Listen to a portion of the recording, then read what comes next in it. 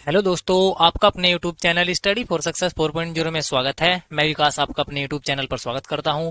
दोस्तों, जैसे कि आप सभी को पता है, आपका पॉलिटिकल साइंस का जो है सेकंड पेपर होने वाला है, आपका बीए फाइनल ईयर का। और दोस्तों, हमने आपको बताया था कि आपके एग्जाम थोड़े से पीछे हट चुके हैं, तो आप यहाँ पर जो है यूनिट वाइज अध्ययन कर रहे होंगे। और दोस्तों, इस कड़ी में जो है हम आपको बता देते हैं कि हमने जो है आपका 3 यूनिट पहले समाप्त कर दी है। दोस्तों, एक एक क्वेश्चन उनमें बहुत ज्यादा इंपॉर्टेंट है। अगर आपने वो 3 यूनिट नहीं देखी है तो आप जाकर देख लीजिएगा, आपको लिंक डिस्क्रिप्शन में मिल जाएगी और आई बटन में भी मैं लिंक दे दूंगा, क्योंकि दोस्तों उससे आपको बहुत ज्यादा फायदा होने वाला है। अगर आप मॉडल नहीं पढ़ेंगे तो तब भी आपका काम हो जाएगा। दोस्तों, इतनी ज्यादा वीडियो नहीं है, सिर्फ 4 वीडियो है, 4 यूनिट है और ज्यादा लंबी लंबी वीडियो भी नहीं है, केवल 10 से 20 मिनट की वीडियो है। 20 से थोड़ी ही ज्यादा होगी, 20 या 22 मिनट की वीडियो है। और यार, अगर आप एक स्टूडेंट है तो आपको ज्यादा जो है आपको पढ़ने की जरूरत नहीं है। अगर आपको लगता है कि वीडियो 20 मिनट की लंबी है तो दो बार देख लीजिएगा। 10 मिनट एक बार देख लीजिए और 10 मिनट एक बार बाद देख लीजिए, तो आपको जो है ना इससे बहुत फायदा होगा। इस बात की मैं आपको गारंटी देता हूँ। और नहीं तो आप फिर मुझे बाद में कमेंट करेंगे कि भैया हमारे इतने क्वेश्चन है, हमें बता दीजिए कि हम पास है या नहीं है। तो आप ऐसी नौबत आने क्यों देते हो? ऐसी बात मत कीजिए करेगा, और मेहनत कीजिएगा। और मेहनत जैसे ही आप करना शुरू कर देंगे तो आपका रिजल्ट जो है एक बेहतरीन तरीके से आपका आएगा। दोस्तों, इस बात की मैं आपको गारंटी देता हूं। और दोस्तों, जो हमारे पुराने स्टूडेंट हैं मैं उनको बता देता हूं, उनको पता ही होगा, बता क्या देता हूं, नए के लिए बता देता हूं कि हमने आपका यहाँ पर यूनिट वाइज अध्ययन कर रखा है और आपका इसके बाद आपको एक मास्टर वीडियो में ला कर दूंगा पूरे चारों के 4 यूनिट की। ठीक है, तो ध्यान से पढ़ना है। जब आपके लिए इतनी मेहनत की जा रही है तो यार आपको पढ़ लेना है। ठीक है, आपका ही फायदा है, मेरा कोई फायदा नहीं है इसमें। ठीक, तो चलिए भाई वीडियो को शुरू करते हैं। अगर जो भाई चैनल पर नए आए हैं उन्होंने सब्सक्राइब नहीं किया तो यार सब्सक्राइब कर लीजिएगा और बेल आइकन को भी प्रेस कर लीजिएगा। चलिए भाई वीडियो को शुरू करते हैं। देखिए पहला क्वेश्चन, किस कांड से विचलित होकर महात्मा गांधी असहयोगी बने? दोस्तों देखिए, ये कांड हुआ था आपका कौन सा? जलियांवाला बाग हत्याकांड। जलियांवाला बाग हत्याकांड होने के बाद जो है महात्मा गांधी क्या बन गए थे? असहयोगी बन गए थे। और दोस्तों, ये जलियांवाला बाग हत्याकांड कब हुआ था? 13 अप्रैल सन 1919 को हुआ था। आपसे ऐसे भी पूछा सकता है कि जलियांवाला बाग हत्याकांड कब हुआ था? 13 अप्रैल सन 1919 को हुआ था। ध्यान रखेंगे, इंपोर्टेंट क्वेश्चन है। देखिए नेक्स्ट क्वेश्चन, भारत का विभाजन मेरी लाश पर होगा, किसने कहा था? दोस्तों, ये कहा था महात्मा गांधी जी ने। किसने कहा था? महात्मा गांधी जी ने कहा था कि भारत का विभाजन जो है मेरी लाश पर होगा। देखिए नेक्स्ट क्वेश्चन, देखिए बहुत ज्यादा इंपोर्टेंट है। महात्मा गांधी संबंधित नहीं थे। देखिए दोस्तों, आपको बताना है, नीचे आंदोलन दिए गए हैं, किन आंदोलन से जो है महात्मा गांधी संबंधित नहीं थे। देखिए, आपका असहयोग आंदोलन 1920 में शुरू हुआ था, ये पूछा जा सकता है, इंपोर्टेंट है, ये गांधी जी ने ही चलाया था। और भारत छोड़ो आंदोलन कब शुरू हुआ था? 1942 में हुआ था, जो कि महात्मा गांधी जी से संबंधित है। और व्यक्तिगत सत्याग्रह कब शुरू हुआ था? आपका 1940 से 41 तक है। ये तीनों जो आंदोलन है महात्मा गांधी जी से संबंधित है। और दक्षिण सत्याग्रह जो है इससे जो है महात्मा गांधी जी संबंधित नहीं है। तो आपका आंसर यही हो जाएगा, राइट, डी वाला। चलिए दोस्त, नेक्स्ट क्वेश्चन की ओर बढ़ते हैं। महात्मा गांधी जी ने आश्रम की स्थापना की थी। देखिए दोस्तों, जो आपका महात्मा गांधी जी है उन्होंने किस आश्रम की स्थापना करी थी? सॉरी दोस्तों, साबरमती में। कहां पर स्थापना करी थी? साबरमती आश्रम की जो है स्थापना करी थी। किसने? महात्मा गांधी जी ने। आगे देखिए दोस्तों, नेक्स्ट क्वेश्चन की ओर बढ़ते हैं।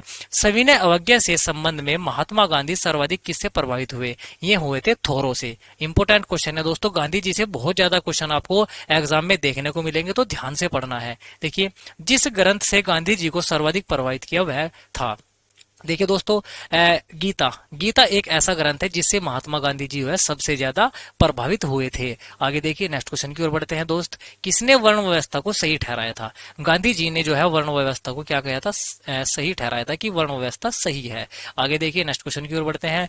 गांधी जी के बहुत से विचार रस्किन से मिलते जुलते हैं, उनमें एक विचार है, ये है आपका आत्मा को परम तत्व माना है। किसने? महात्मा गांधी जी ने। ऑप्शन नंबर ए इसका राइट आंसर हो जाएगा दोस्त। आगे देखिए, नेक्स्ट क्वेश्चन की ओर बढ़ते हैं। रस्किन की किस पुस्तक से गांधी जी प्रभावित हुए? देखिए दोस्तों, आपकी रस्किन बॉन्ड की कौन सी पुस्तक है जिससे महात्मा गांधी सर्वाधिक प्रभावित हुए? वो है आपकी अनटू दी लास्ट। कौन सा है? अनटू दी लास्ट। ये किसके द्वारा लिखी गई है? रस्किन बॉन्ड के द्वारा लिखी गई पुस्तक है। इंपोर्टेंट है, याद रखना है। आगे देखिए, इसके अध्ययन ने मेरे संशयवाद को दूर कर दिया है और मुझको अहिंसा में दृढ़ विश्वास करने वाला बना दिया है। महात्मा गांधी ने किस पुस्तक के बारे में यह कहा था? यह कहा था आपका the kingdom of God is with in you. ये पुस्तक आपका जो है महात्मा गांधी ने इस लाइन को कहा था दोस्तों। चलिए भाई नेक्स्ट क्वेश्चन की ओर बढ़ते हैं। प्रन्यास सिद्धांत का प्रतिपादन किसके द्वारा किया गया? ये किया था महात्मा गांधी जी ने। दोस्तों एक एक क्वेश्चन बहुत ज्यादा महत्वपूर्ण है, आपको यहाँ से बहुत ज्यादा क्वेश्चन देखने को मिलेंगे, आप इनको ध्यान से पढ़ लीजिएगा तो आपके क्वेश्चन बन जाएंगे। दोस्तों हिंद स्वराज नामक पुस्तक के लेखक कौन है? बहुत ज्यादा इंपोर्टेंट है, हिंद स्वराज लिखी है महात्मा गांधी जी ने। चलिए भाई नेक्स्ट क्वेश्चन की ओर बढ़ते हैं।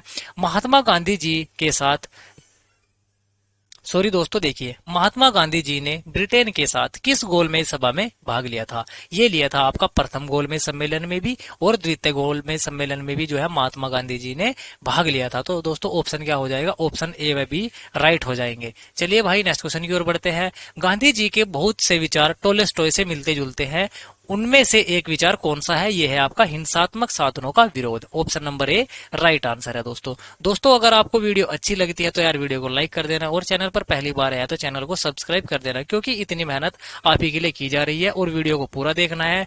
और दोस्तों एक दो बार वीडियो को देख लेना है। अगर आप पीडीएफ से पढ़ना चाहते हैं तो आप जो है हमारे टेलीग्राम चैनल को ज्वाइन कर लीजिएगा, आपको लिंक डिस्क्रिप्शन में मिल जाएगी, वहां पर आपको इसकी पीडीएफ भी मिल जाएगी। और दोस्तों पिछली जो आपकी पीडीएफ है वे भी आपकी सभी वहां पर टाइम टू टाइम मिलती रहती है। दोस्तों देखिए, गांधी मर सकता है पर गांधीवाद सदा जीवित रहेगा, यह किसने कहा था? ये कहा था महात्मा गांधी जी ने। आगे देखिए नेक्स्ट क्वेश्चन की ओर बढ़ते हैं दोस्त। महात्मा गांधी जी की आत्मकथा कौन सी है? ये है आपकी माई एक्सपेरिमेंट विद ट्रुथ, सत्य के साथ मेरे प्रयोग। बहुत ज्यादा महत्वपूर्ण है, स्टार लगा के याद रखिएगा।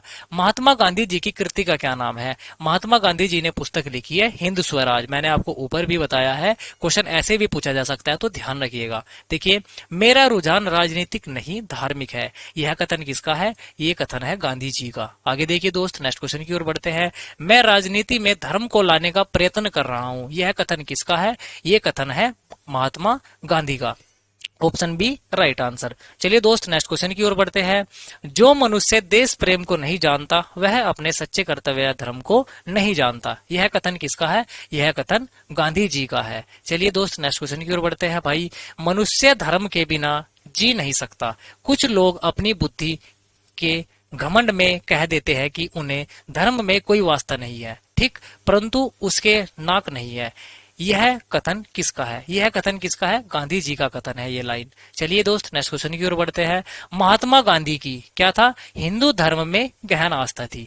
ऑप्शन बी राइट आंसर है, वो एक कट्टरवादी हिंदू थे। आगे देखिए, राजनीति का आध्यात्मिकरण करने वाला विचारक कौन है? ये है महात्मा गांधी जी। दोस्तों गांधी जी से आपको बहुत ज्यादा एग्जाम में क्वेश्चन देखने को मिलेंगे, तो गांधी जी बहुत ज्यादा इंपोर्टेंट है, तो इसको ध्यान से पढ़ना है। देखिए नेक्स्ट क्वेश्चन की ओर बढ़ते हैं। धर्म और राजनीति को पृथक नहीं मानने वाला विचारक कौन था? वे थे आपके महात्मा गांधी जी। चलिए दोस्त नेक्स्ट क्वेश्चन की ओर बढ़ते हैं। धर्म के संबंध में गांधी जी का दृष्टिकोण मानवतावादी था। चलिए भाई नेक्स्ट क्वेश्चन की ओर बढ़ते हैं। महात्मा गांधी के विचार से राजनीति धर्म की शाखा है, मतलब महात्मा गांधी जी मानते हैं जो राजनीति है वो धर्म की एक शाखा है। Option B right answer. आगे देखिए दोस्त नेक्स्ट क्वेश्चन की ओर बढ़ते हैं। महात्मा गांधी किस में विश्वास नहीं रखते थे? जो देखिए दोस्तों, महात्मा गांधी जो है हिंसा में विश्वास नहीं रखते थे, सांप्रदायिकता में विश्वास नहीं रखते थे और नैतिकतावादी विहीन राजनीति उसमें भी विश्वास नहीं रखते थे गांधी जी। आपका राइट आंसर कौन सा हो जाएगा? डी वाला। डी वाला कौन सा है? ये तीनों। चलिए भाई नेक्स्ट क्वेश्चन की ओर बढ़ते हैं दोस्त। निम्न में से कौन सा कथन गलत है? देखिए दोस्तों, जो आपका गलत कथन है ये वो है आपका, देखिए, गांधी जी धर्म परिवर्तन को पसंद करते थे। गांधी जी धर्म परिवर्तन को बिल्कुल भी पसंद नहीं करते थे, तो आपका राइट आंसर यही हो जाएगा, ये कथन है आपका गलत। आगे देखिए दोस्त, महात्मा गांधी का किस साप्ताहिक पत्र से विशेष संबंध रहा? देखिए, यंग इंडिया से भी रहा है और नवजीवन से भी रहा है और हरिजन से भी रहा है, तो दोस्तों राइट आंसर हो जाएगा ये तीनों। ऑप्शन डी वाला राइट आंसर है भाई। देखिए दोस्त नेक्स्ट क्वेश्चन की ओर बढ़ते हैं। सर्वोदय विचारक के परिपोषक कौन थे? ये थे आपके गांधी जी थे, जी हाँ, विनोबा भावे भी थे और आपका काका कालेलकर भी थे। तो तीनों जो ये तीनों आदमी थे ये क्या थे? सर्वोदय विचारधारा के परिपोषक थे। तो राइट आंसर क्या हो जाएगा? ऑप्शन डी वाला हो जाएगा। चलिए दोस्त नेक्स्ट क्वेश्चन की ओर बढ़ते हैं। गांधी जी दक्षिण अफ्रीका गए थे। दोस्तों बहुत ज्यादा इंपॉर्टेंट क्वेश्चन है। गांधी जी जो है वो दक्षिण अफ्रीका कब गए थे? सन 1893 में गए थे। Option number D right answer है। देखिए दोस्तों नेक्स्ट क्वेश्चन की ओर बढ़ते हैं, बहुत ज्यादा इंपॉर्टेंट है। देखिए, जलियांवाला बाग हत्याकांड कब हुआ? मैंने आपको ऊपर बताया है कि जलियांवाला बाग हत्याकांड जो है कब हुआ था, 13 अप्रैल सन 1919 को हुआ था। Option D right answer. Date भी याद रखना है, कौन सी है, 13 अप्रैल। मैंने आपको ऊपर भी बताया है और यहाँ भी बता देता हूँ, ध्यान रखेंगे। चलिए दोस्त, नेक्स्ट क्वेश्चन की ओर बढ़ते हैं। निम्न में से कौन सी कृति गांधी जी की नहीं है? देखिए, गांधी जी ने कौन सी किताब नहीं लिखी है? ये नहीं लिखी है भारत एक खोज, क्योंकि गांधी जी ने सत्य के साथ मेरे प्रयोग भी लिखे हैं, और दोस्तों हिंद स्वराज भी लिखी है, और नैतिक धर्म भी गांधी जी के द्वारा लिखी गई पुस्तक है। आपसे इस प्रकार से भी पूछा जा सकता है कि नैतिक धर्म किसकी पुस्तक है? ये है आपका गांधी जी की, और हिंद स्वराज और सत्य के साथ मेरे प्रयोग मैंने आपको बता ही दिया है ऊपर, इनमें आपको दिक्कत होनी नहीं चाहिए। चलिए दोस्त, नेक्स्ट क्वेश्चन की ओर बढ़ते हैं। निम्न में से कौन सा कथन गलत है? देखिए दोस्तों, जो आपका कथन गलत वाला है वो कौन सा है? गांधी जी विधवा विवाह के विरोधी थे। दोस्तों ये कथन गलत है, इसका जो राइट आंसर है बी वाला है। आगे देखिए भाई, नेक्स्ट क्वेश्चन की ओर बढ़ते हैं। अहिंसा की सकारात्मक परिभाषा के अनुसार निम्न में से कौन सा अहिंसा का मूल तत्व है? देखिए, अहिंसा के जो मूल तत्व है वो धैर्य भी है, और आपका प्रेम तथा उदारता भी है, और अन्याय का विरोध भी है। तो राइट आंसर क्या हो जाएगा? डी वाला। डी वाला क्या है? उपर्युक्त सभी। चलिए दोस्त, नेक्स्ट क्वेश्चन की ओर बढ़ते हैं। इंपोर्टेंट क्वेश्चन है, देखिए, गांधी जी ने सत्याग्रही में कितने गुणों की आवश्यकता बताई है? ये बताई है 11 गुणों की। दोस्तों यहाँ तक जो है हमारे महात्मा गांधी जी से बनने वाले इंपोर्टेंट क्वेश्चन थे। आगे जो हमारे इंपोर्टेंट टॉपिक शुरू होता है वे शुरू होते हैं हमारे जवाहरलाल नेहरू जी। यहाँ से भी बहुत ज्यादा इंपोर्टेंट क्वेश्चन पूछे जाते हैं। तो देखिए, मैं राष्ट्रवादी हूं और मुझे राष्ट्रवादी होने पर गर्व है, यह कथन किसका है? यह है हमारा जवाहरलाल नेहरू जी का। Option number A right answer. चलिए भाई, नेक्स्ट क्वेश्चन की ओर बढ़ते हैं। नेहरू समर्थक थे। नेहरू जी किसके समर्थक थे? नेहरू जी जो है समाजवाद के समर्थक थे। Option number A right answer. चलिए भाई, नेक्स्ट क्वेश्चन की ओर देखते हैं। परमेश्वर के प्रति विशेष आस्था किसमें नहीं थी? देखिए दोस्तों, ये थी नेहरू जी में। Option C right answer. चलिए दोस्त, नेक्स्ट क्वेश्चन की ओर बढ़ते हैं। पंचशील सिद्धांत नहीं है। देखिए दोस्तों, पंचशील जो सिद्धांत है आपका, ये धर्मनिरपेक्षता से संबंधित नहीं है। Option number C right answer. दोस्तों एक एक क्वेश्चन बहुत ज्यादा महत्वपूर्ण है, क्योंकि आपका सभी क्वेश्चन आपको इन चारों यूनिट से ही मिलेंगे।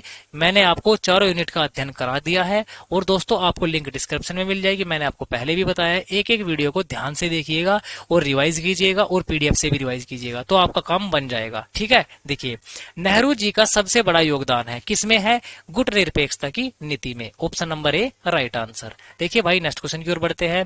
अंतरराष्ट्रीय सद्भाव और शक्ति, सॉरी दोस्तों, शक्ति नहीं है, शांति के लिए पंचशील का सर्जन किसने किया था? पंचशील का सर्जन किया था जवाहरलाल नेहरू जी ने। Option number D. D four क्या होता है? डंकी। आगे देखिए, जवाहरलाल नेहरू के राजनीतिक गुरु कौन थे? ये थे Mahatma Gandhi ji. Option number A right answer. चलिए दोस्त, नेक्स्ट क्वेश्चन की ओर बढ़ते हैं। नेहरू जी ने पूर्ण स्वराज की घोषणा का लक्ष्य किस वर्ष रखा? बहुत ज्यादा इंपॉर्टेंट क्वेश्चन है, ये आपका रखा था 1929 में। Option number B right answer. चलिए भाई, नेक्स्ट क्वेश्चन की ओर बढ़ते हैं। किस वर्ष नेहरू जी कांग्रेस के सभापति नहीं रहे? 1950 में जो है जवाहरलाल नेहरू जी कांग्रेस के जो है सभापति नहीं रहे हैं। ठीक है, नेक्स्ट क्वेश्चन की ओर बढ़ते हैं। पिता के पत्र पुत्री के नाम किसकी रचना है? बहुत ज्यादा इंपॉर्टेंट क्वेश्चन है, ये लिखी है जवाहरलाल नेहरू जी ने। निर्गुट आंदोलन संबंधित किससे है? ये है नेहरू जी से संबंधित। Option B right answer. दोस्तों एक एक क्वेश्चन ध्यान से पढ़ना है।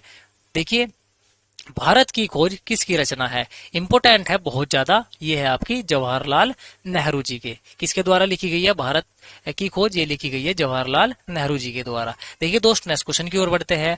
नेहरू जी के समाजवादी व्यवस्था के प्रस्ताव को कांग्रेस ने अवार्डी अधिवेशन में रखा। यह अधिवेशन किस वर्ष हुआ था? देखिए, आपका अवार्डी अधिवेशन हुआ था आपका 1955 में। कब हुआ था? 1955 में हुआ था। चलिए नेक्स्ट क्वेश्चन की ओर बढ़ते हैं। सामाजिक एवं आर्थिक स्वाधीनता के बिना राजनीतिक स्वाधीनता का कोई मूल्य नहीं है। यह कथन किसका है? यह कथन है आपका जवाहरलाल नेहरू जी का। चलिए नेक्स्ट क्वेश्चन की ओर बढ़ते हैं दोस्त। भारतीय राष्ट्रीय कांग्रेस के अनुरोध पर 1938 में एक राष्ट्रीय योजना समिति का गठन किया गया। उसके अध्यक्ष कौन थे? उसके अध्यक्ष थे Jawaharlal Nehru ji. Option D right answer. देखिए दोस्त नेक्स्ट क्वेश्चन की ओर बढ़ते हैं। 1929 में लाहौर में हुए कांग्रेस अधिवेशन की अध्यक्षता किसने की थी, जिसमें पूर्ण स्वराज का प्रस्ताव पारित हुआ? देखिए दोस्तों, आपसे पूछा जा सकता है कि कांग्रेस अधिवेशन किस वर्ष हुआ। ये हुआ था आपका 1929 में। और आपसे पूछा जा सकता है कि पूर्ण स्वराज का प्रस्ताव किस अधिवेशन में पारित हुआ? कांग्रेस अधिवेशन में हुआ। और कब हुआ था? 1929 में हुआ था। और इसके अध्यक्ष कौन थे? जवाहरलाल नेहरू जी है। 3-4 क्वेश्चन है, तीनों मैंने आपको बता दिए हैं, तो ध्यान से पढ़ना है। देखिए नेक्स्ट क्वेश्चन की ओर बढ़ते हैं। कैबिनेट मिशन प्लान के अंतर्गत अंतरिम सरकार किसके नेतृत्व में गठित की गई? ये की गई थी जवाहरलाल नेहरू जी के नेतृत्व में। दोस्तों, आपको वीडियो के एंड में जरूर बताना है कि आपको हमारी वीडियो कैसी लगती है और आपको हमारी वीडियो से कितना ज्यादा बेनिफिट होता है। मैं आपके कमेंट का वेट जरूर करूंगा। देखिए, अहिंसा में 2 और तकनीकें भी जोड़ी जानी चाहिए, कूटनीति और अंतर्राष्ट्रीय प्रचार। यह किसने कहा था? यह कहा था हमारे जवाहरलाल नेहरू जी ने। Option number B right answer. चलिए दोस्त नेक्स्ट क्वेश्चन की ओर बढ़ते हैं। नेहरू जी ने भारत में कौन सी अर्थव्यवस्था को अपनाया? ये अपनाई थी मिश्रित अर्थव्यवस्था। किसने? नेहरू जी ने। आगे देखिए, मैं एक क्रांतिकारी के रूप में कार्य करता हूं। यह कथन किसका है? जवाहरलाल नेहरू जी का है। देखिए नेक्स्ट क्वेश्चन की ओर बढ़ते हैं। जवाहरलाल नेहरू के खिलाफ बॉम्बे घोषणा पत्र, बॉम्बे 21 जिसको हम बोलते हैं, पर किस प्रमुख पूंजीपति के हस्ताक्षर नहीं थे? ये थे आपके घनश्याम दास बिड़ला के। Option number C right answer. Important है, ध्यान रखेंगे। देखिए, ये शब्द किसके हैं? अधिकारों के वास्तविक स्रोत कर्तव्य है। यदि हम कर्तव्यों का पालन करें तो अधिकार हमसे दूर नहीं रह पाएंगे, लेकिन यदि हम कर्तव्य को अधूरा छोड़कर अधिकारों के पीछे दौड़ेंगे तो अधिकार हमसे मर्ग तृष्णा के समान दूर होते जाएंगे। ये कथन किसका है? ये कथन है जवाहरलाल नेहरू जी का। Option number C right answer. आगे देखिए, भारत में पहली ऑल इंडिया यूथ कांग्रेस की अध्यक्षता में हुई थी। ये हुई थी आपका दोस्तों जवाहरलाल नेहरू जी की। Option number A right answer है। बहुत ज्यादा महत्वपूर्ण क्वेश्चन है, तो ध्यान से पढ़ना है। देखिए, पंडित नेहरू की प्रमुख रचना का नाम क्या है? भारत की एक खोज किसने लिखी है? पंडित नेहरू जी ने लिखी है। Option number A right answer. Pandit Nehru की विचारधारा कैसी थी? राष्ट्रवादी थी। ऑप्शन सी राइट आंसर हो जाता है। चलिए दोस्त आगे देखिए, नेहरू जी किन विचारों के समर्थक थे? देखिए, नेहरू जी के जो विचार थे वो थे आपके प्रगतिवादी। Option number A right answer हो जाता है। दोस्तों, यहाँ से हमारे नेहरू जी से बनने वाले जितने भी सवाल थे वो हमने कर लिए हैं। तो आगे जो है हमारे आए हैं एम.एन. रॉय जी। एम.एन. रॉय जी से जितने इंपोर्टेंट क्वेश्चन है वो सभी देख लीजिएगा। इंपोर्टेंट है एक एक क्वेश्चन। एम.एन. रॉय का जन्म कब हुआ था? 6 फरवरी 1866 को एम.एन. रॉय का जन्म हुआ था। आगे देखिए, एम.एन. रॉय का जन्म कहाँ हुआ था? कहाँ हुआ था? 24 परगना में। Option number A right answer. M.N.. Roy के राजनीतिक विचारों पर किसकी छाप पड़ी? देखिए दोस्तों, पी.सी. पाल की भी पड़ी और अरविंद घोष की भी पड़ी और सुरेंद्रनाथ बनर्जी की भी पड़ी। तीनों की पड़ी। इनका जो राइट आंसर हो जाएगा ऑप्शन डी वाला हो जाएगा, ये सभी। चलिए दोस्त नेक्स्ट क्वेश्चन की ओर बढ़ते हैं। अमेरिका में एम.एन. रॉय की भेंट किस भारतीय क्रांतिकारी से हुई? यह हुई थी लाला लाजपत राय जी की। किससे? लाला लाजपत राय जी से जो है अमेरिका में एम.एन. रॉय की मुलाकात हुई थी। याद रखना है, इंपोर्टेंट क्वेश्चन है। देखिए, राजनीतिक विचारों के क्षेत्र में एम.एन. रॉय का योगदान है। ये है आपका मौलिक मानववाद। Option number B right answer है दोस्त। आगे देखिए, एक क्रांतिकारी के रूप में राय सम्मिलित थे। ये थे किससे? हावड़ा कांड से। हावड़ा कांड से जो सम्मिलित थे वे कौन थे? एम.एन. रॉय जी थे। और दोस्तों, आपको कमेंट में बताना है कि बी.एड की तैयारी कौन कौन स्टूडेंट कर रहा है। ठीक है, जरूर बताना है ये बात भी आपको। देखिए, एम.एन. रॉय ने सर्वप्रथम साम्यवादी दल की स्थापना कहाँ की है? ये की है मैक्सिको में। आपसे क्वेश्चन ऐसे भी पूछा जा सकता है कि साम्यवादी दल की स्थापना किसने की है? एम.एन. रॉय ने की है। और कहां पर की है? मैक्सिको में की है। देखिए नेक्स्ट क्वेश्चन, साप्ताहिक पत्र स्वतंत्र भारत की नींव डाली। ये डाली थी आपकी एम.एन. रॉय ने। क्वेश्चन ऐसे भी पूछा सकता है कि स्वतंत्र भारत पत्र है जो आपका, इसकी नींव किसने डाली है? आपका एम.एन. रॉय ने डाली है। याद रखेंगे। भारतीय राजनीतिक का भविष्य के लेखक कौन है? भारतीय राजनीति का भविष्य जो पुस्तक है ये लिखी गई है एम.एन. रॉय जी के द्वारा। इंपोर्टेंट है, ध्यान रखेंगे। चलिए दोस्त आगे देखिए, राय ने अपनी पुस्तक 1 ईयर ऑफ नॉन कॉर्पोरेशन में गांधी को ऋषि तुल्य व्यक्तित्व मानते हुए किससे तुलना की है? ये की है संत थॉमस एक्विनास से। इंपोर्टेंट क्वेश्चन है बहुत ज्यादा। देखिए आगे बढ़ते हैं। किसके द्वारा धर्म विहीन नैतिकता का विचार दिया गया? देखिए, धर्म विहीन नैतिकता का विचार दिया है एम.एन. रॉय ने। Option number C right answer हो जाता है। चलिए भाई नेक्स्ट क्वेश्चन की ओर बढ़ते हैं। एम.एन. रॉय को किस पार्टी के लिए रूस में औपनिवेशिक मामलों के परामर्शदाता का काम दिया गया? दोस्तों ये दिया था आपका Bolshevik party. Option number C right answer. चलिए भाई नेक्स्ट क्वेश्चन की ओर बढ़ते हैं। सन 1920 में एम.एन. रॉय किसके आमंत्रण पर रूस गए थे? देखिए दोस्तों, 1920 में एम.एन. रॉय जी है आपका बुला लिए गए थे लेनिन के द्वारा। Option number B right answer. Lenin ने बुला लिया था एम.एन. रॉय जी को। कहां पर बुला लिया था? रूस में बुला लिया था। आगे देखिए, स्वतंत्र भारत को रेडिकल ह्यूमनिस्टिक नाम किस वर्ष दिया गया? ये दिया गया था 1949 में। बहुत ज्यादा महत्वपूर्ण है, याद रखेंगे। आगे देखिए, इंपोर्टेंट क्वेश्चन है, रेडिकल डेमोक्रेटिक पार्टी की स्थापना किसने की थी? ये की थी एम.एन. रॉय जी ने। आगे देखिए, राय के विचारों से सहमत थे। कौन थे? लेनिन थे। लेनिन इनसे सहमत थे, तभी तो इन्होंने इसको बुलाया था। कहां पर? रूस में बुलाया था। आगे देखिए, रेडिकल डेमोक्रेटिक पार्टी ने किस वर्ष के निर्वाचन में भाग लिया था? ये लिया था 1946 के निर्वाचन में। आगे देखिए, राय प्रभावित थे। राय किससे प्रभावित थे? ये थे आपके आनंद मठ से। किससे प्रभावित थे? आनंद मठ से एम.एन. रॉय जी बहुत ज्यादा प्रभावित थे। आगे देखिए दोस्त, नेक्स्ट क्वेश्चन की ओर बढ़ते हैं। इनमें से कौन सी एम.एन. राय की पुस्तक है? देखिए दोस्तों, एम.एन. राय ने कौन कौन सी पुस्तक लिखी है? इंडिया इन ट्रांजिशन लिखी है, Indian problem and it's solution लिखी है। बहुत ज्यादा इंपोर्टेंट बुक है, पूछी जा सकती है। 1 ईयर ओन नॉन कॉर्पोरेशन, मैंने आपको ऊपर बताया, तीनों पुस्तक किसके द्वारा लिखी गई है? एम.एन. रॉय जी के द्वारा लिखी गई है, याद रखेंगे, बहुत ज्यादा इंपोर्टेंट है। आगे देखिए, एम.एन. रॉय ने इंडिया इन ट्रांजिशन की रचना कब की है? 1922 में की है। चलिए भाई नेक्स्ट क्वेश्चन की ओर बढ़ते हैं। मेटेरियलिज्म निम्न में से किसकी रचना है? ये है आपकी मानवेंद्र नाथ राय यानी कि एम.एन. रॉय जी की। आगे देखिए, द्वितीय विश्व युद्ध प्रजातंत्र और फासिज्म के बीच संघर्ष था। किसने कहा था? ये कहा था आपका एम.एन. रॉय जी ने, यानी कि मानवेंद्र नाथ रॉय जी। आगे देखिए, एम.एन. रॉय विरोधी थे। ये जो हमारे मानवेंद्र नाथ राय जी है, ये किसके विरोधी थे? ये उपनिवेशवाद के विरोधी थे। आगे देखिए, एम.एन. रॉय ने अंतिम समय में मार्क्सवाद को त्याग कर किस वाद का प्रचार किया? ये किया था उदार मानववाद। आगे देखिए, यह दावा कि भारतीय लोग पश्चिम से नैतिक दृष्टि से कम भ्रष्ट, भावात्मक दृष्टि से उनसे अधिक पवित्र और आदर्श की दृष्टि से कम सांसारिक है। संक्षेप में यह है कि वह आध्यात्मिक दृष्टि से पश्चिम के अधिकांश लोगों में उन्नत है, वास्तविक ही पूर्ण अवहेलना है।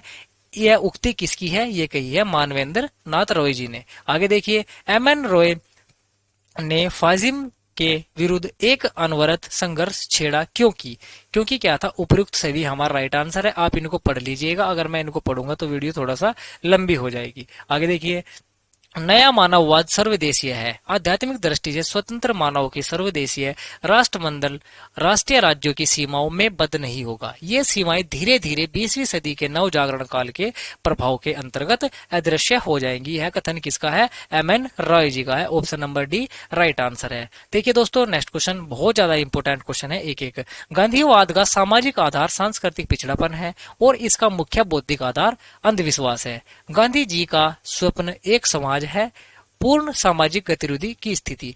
यह कथन किसका है? यह कथन है एम.एन. रॉय जी का। Option number D right answer है दोस्तों। आगे देखिए, एम.एन. रॉय ने किस विषय में कहा? यह क्रांतिवाद न होकर मात्र जल के समान तरल और फीका सुधारवाद है। ये कहा था गांधीवाद के विषय में। बहुत ज्यादा इंपोर्टेंट है, याद रखेंगे। आगे देखिए, नेक्स्ट क्वेश्चन की ओर बढ़ते हैं भाई। एम.एन. रॉय ने कहा, गांधीवाद घिसी पिटी और नीरस बातों को मुरब्बा और निराशापूर्ण परस्पर विरोधी बातों का समूह है। यह कथन क्या है? आपका सत्य है, क्योंकि यह कथन कहा था एम.एन. रॉय जी ने। चलिए भाई नेक्स्ट क्वेश्चन की ओर बढ़ते हैं।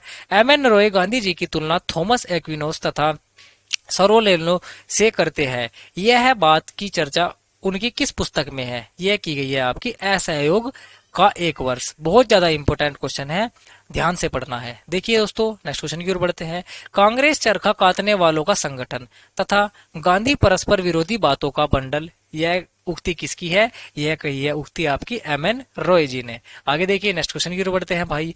आर्थिक व्यक्ति की धारणा में व्यक्तिवाद उदारवादी सिद्धांत खत्म हो जाता है। धन के लिए व्यक्ति या तो गुलाम बन जाएगा या गुलाम बनाकर रखने वाला होगा। उक्त विचार किसका है? ये है आपका मानवेंद्रनाथ राय जी का। चलिए दोस्त नेक्स्ट क्वेश्चन की ओर बढ़ते हैं। इंपोर्टेंट क्वेश्चन है, रेडिकल डेमोक्रेटिक पार्टी का गठन एम.एन. रॉय ने कब किया था? देखिए दोस्तों, क्वेश्चन ऐसे पूछा जा सकता है जो मैंने आपको ऊपर बताया है। रेडिकल डेमोक्रेटिक पार्टी की स्थापना किसने की है? एम.एन. रॉय जी ने करी है। और कब करी है? जुलाई 1929 में करी है। आगे देखिए दोस्त, एम.एन. रॉय द्वारा प्रतिपादित विचारधारा या सिद्धांत या राजनीतिक दर्शन को किस नाम से जाना जाता है? ये जाना जाता है नव मानवतावाद के नाम से। देखिए दोस्त नेक्स्ट क्वेश्चन की ओर बढ़ते हैं। एम.एन. रॉय का मूल नाम क्या था? बहुत ज्यादा इंपोर्टेंट है, नरेंद्रनाथ भट्टाचार्य। क्या है? Narendra Bhattacharya. Option number B right answer. देखिए दोस्त नेक्स्ट क्वेश्चन की ओर बढ़ते हैं। निम्न में से कौन सी कृति मानवेंद्रनाथ राय की नहीं है? देखिए दोस्तों, the problem and the rupee, ये जो आपकी पुस्तक है ये आपका मानवेंद्रनाथ जी के द्वारा नहीं लिखी गई है। आगे देखिए दोस्तों, यहाँ से जो हमारा शुरू होते हैं वे होते हैं जयप्रकाश नारायण जी। यहाँ से भी बहुत ज्यादा इंपॉर्टेंट क्वेश्चन बनते हैं, तो इसको भी ध्यान से पढ़ना है। देखिए, प्रजातंत्र की समस्या मूलतः एक नैतिक समस्या है। जब तक लोगों के बीच नैतिकता और आध्यात्मिक गुण यथेष्ट पूर्ण विकसित नहीं होंगे, तब तक सर्वोत्तम संविधान और राजनीतिक पद्धति में कुछ नहीं होगा। यह कथन किसका है? यह है आपका जेपी नारायण जी का, यानी कि जयप्रकाश नारायण जी का यह कथन है। आगे देखिए दोस्त नेक्स्ट क्वेश्चन की ओर बढ़ते हैं। भारतीय राजनीतिक ढांचे को पतन से बचाने के लिए जयप्रकाश नारायण ने क्या सुझाव दिया था? ये कहा था उन्होंने विकेंद्रीकरण भी होना चाहिए और आपका ग्राम पंचायतों में सर्वसम्मति के नियम का पालन भी होना चाहिए। और क्या कहा था? चुनाव प्रत्यक्ष होने चाहिए और दल प्रणाली की भूमिका को कम से कम करना चाहिए। ये जो है चारों कथन किसने कहे थे? आपका जेपी नारायण जी ने कहे थे। ऑप्शन नंबर ई हमारा राइट आंसर हो जाएगा, उपयुक्त सभी वाला। आगे देखिए नेक्स्ट क्वेश्चन की ओर बढ़ते हैं। जयप्रकाश नारायण लोकतंत्रीय विकेंद्रीकरण का आधार किसे मानते थे? ये ग्राम पंचायत को भी मानते थे और पंचायत समिति को भी मानते थे और जिला परिषद को भी मानते थे। तो राइट आंसर हो जाएगा ये सभी, ऑप्शन डी वाला करेक्ट आंसर। देखिए दोस्त नेक्स्ट क्वेश्चन की ओर बढ़ते हैं। भाई, एक सर्वोदय विचारक है जयप्रकाश नारायण जी। देखिए दोस्त नेक्स्ट क्वेश्चन की ओर बढ़ेंगे। जयप्रकाश नारायण ने कांग्रेस समाजवादी पार्टी की स्थापना किस वर्ष करी थी? 1934 में की थी। किसने की थी? जयप्रकाश नारायण जी ने कांग्रेस समाजवादी पार्टी की स्थापना। इंपोर्टेंट है, याद रखेंगे। आगे देखिए दोस्त, जयप्रकाश नारायण का जन्म किस ईस्वी में हुआ था? देखिए दोस्तों, जो हमारे जयप्रकाश नारायण जी हैं उनका जन्म हुआ था आपका 1902 में। Option number B right answer, important है। यह मेडिसिन विकोन्सिन ही था जो लाफेट प्रोग्रेसिज्म का घर है, जहां यहूदी और यूरोप में उत्पन्न सहपाठियों के साथ बैठकर मैंने मार्क्सवादी प्याले में उसकी विचारधारा का भरपेट आस्वादन किया है। यह कथन किसका है? यह कथन है जयप्रकाश नारायण जी का। Option number A right answer है। समाजवाद का उद्देश्य समाज का सुमेलपूर्ण और संतुलित विकास है। यह कथन किसका है? जयप्रकाश नारायण जी का है यह कथन। देखिए नेक्स्ट क्वेश्चन की ओर बढ़ते हैं। किसने दलहीन प्रजातंत्र और विकेंद्रीकरण की बात कही है? ये कही है जयप्रकाश नारायण जी ने। दोस्तों, एक एक क्वेश्चन ध्यान से पढ़ना है क्योंकि बहुत ज्यादा महत्वपूर्ण है। देखिए, समग्र क्रांति का प्रतिपादन किसने किया है? बहुत ज्यादा इंपोर्टेंट है, जयप्रकाश नारायण जी ने किया है। संपूर्ण क्रांति की प्रक्रिया का आरंभ कहां से हुआ? ये हुआ है आपका बिहार से। Option number B right answer. आगे देखिए दोस्त, निम्न में से किस विश्वविद्यालय में जेपी ने अध्ययन नहीं किया है? हार्वर्ड विश्वविद्यालय में जेपी नारायण जी ने अध्ययन नहीं किया है। बाकी तीनों में, सॉरी दोस्तों, बाकी दोनों में किया है, नहीं तीनों में किया है। आगे देखिए दोस्त, जयप्रकाश नारायण के शब्दों में वह कौन से आरंभिक अनुभव थे जिन्होंने मेरे अवचेतन मन पर पीड़ित के प्रति सहानुभूति की नींव डाल दी? सहानुभूति मेरे भीतर निहित थी, परंतु ऊपर से चेतना स्तर पर निश्चित ही इसे उभार गया। यह है दोस्तों आपका मार्क्सवाद। Option number C right answer है दोस्तों। देखिए दोस्तों, नेक्स्ट क्वेश्चन की ओर बढ़ते हैं। भाई, जेपी ने कांग्रेस सोशलिस्ट पार्टी का गठन कब किया? यह किया था 1934 में। क्वेश्चन आपसे ऐसे भी पूछा जा सकता है कि कांग्रेस सोशलिस्ट पार्टी की स्थापना किसने की है? जेपी नारायण जी ने करी है। और कब करी है? 1934 में करी है। कैसे भी पूछा जाएगा तो आपको जवाब दे देना है। आगे देखिए, जयप्रकाश नारायण प्रवर्तक थे। ये थे आपके समाजवाद के प्रवर्तक। कौन थे? जेपी नारायण जी। आगे देखिए, जयप्रकाश नारायण किस वर्ष हजारीबाग जेल से भाग निकले थे? ये भाग गए थे 1942 में। किस जेल से? हजारीबाग जेल से। चलिए नेक्स्ट क्वेश्चन की ओर बढ़ते हैं। समाजवाद में सर्वोदय तक के लेखक कौन है? देखिए दोस्तों, इंपोर्टेंट पुस्तक है, ये लिखी गई है जयप्रकाश नारायण जी के द्वारा। जयप्रकाश नारायण के अनुसार संपूर्ण क्रांति है, यह है आपकी सतत गांधीवादी। चलिए नेक्स्ट क्वेश्चन की ओर बढ़ते हैं भाई। जयप्रकाश नारायण कहाँ के रहने वाले थे? बिहार के रहने वाले थे जेपी नारायण जी। आगे देखिए, प्रजातंत्र को प्रभावी ढंग से सक्षम बनाने के लिए जयप्रकाश नारायण ने क्या आवश्यक माना है? सभी माने हैं, अहिंसा के प्रति घृणा भी मानी है, और आपका मानवीय समानता में आस्था भी मानी है, और असहयोग की भावना भी मानी है। तो राइट आंसर हो जाएगा ऑप्शन डी वाला, ये सभी। आगे देखिए, जयप्रकाश नारायण की रचना नहीं है। देखिए दोस्तों, आपका स्वराज, जो आपकी स्वराज पुस्तक है, ये आपका जयप्रकाश नारायण जी के द्वारा नहीं लिखी गई है। बाकी आपका टूवर्ड्स स्ट्रगल भी लिखी गई है, और प्रियजन डायरी भी लिखी गई है, और समाज क्यों भी लिखी गई है। दोस्तों तीनों पुस्तक इंपोर्टेंट है, पूछी जा सकती है, याद रखेंगे। बिहार आंदोलन के प्रणेता कौन थे? जयप्रकाश नारायण जी थे, क्योंकि इनका जन्म बिहार में ही हुआ था। आगे देखिए, 1972 में किसने चंबल के डाकुओं को आत्मसमर्पण करने हेतु प्रोत्साहित किया था? ये किया था आपका जयप्रकाश नारायण जी ने। बहुत ज्यादा इंपोर्टेंट क्वेश्चन है, कई बार पूछा गया है, याद रखेंगे। लोकतंत्र को वास्तविक बनाने में प्रसंग में जयप्रकाश के सुझाव हैं। ये है आपका जन समितियों की स्थापना भी होनी चाहिए और प्रत्यवाह भी होना चाहिए। तो राइट आंसर हो जाएगा ए और बी दोनों। दोस्तों अगर आपको कहीं पे भी ऑप्शन में ए और बी दोनों मिले या उपरोक्त सभी मिले, तो आपको इनको ही प्रायोरिटी पर रखना है। अगर आपको तुक्का लगाना है तो आपको इनको ही टिक कर देना है, क्योंकि इनकी सही होने की संभावना ज्यादा होती है। आगे देखिए, जयप्रकाश नारायण निम्न में से किस राजनीतिक विचारधारा का मजाक उड़ाते थे? ये उड़ाते थे रूसी साम्यवाद का। आगे देखिए, जयप्रकाश नारायण ने अंगिक लोकतंत्र की नींव किसे बताया?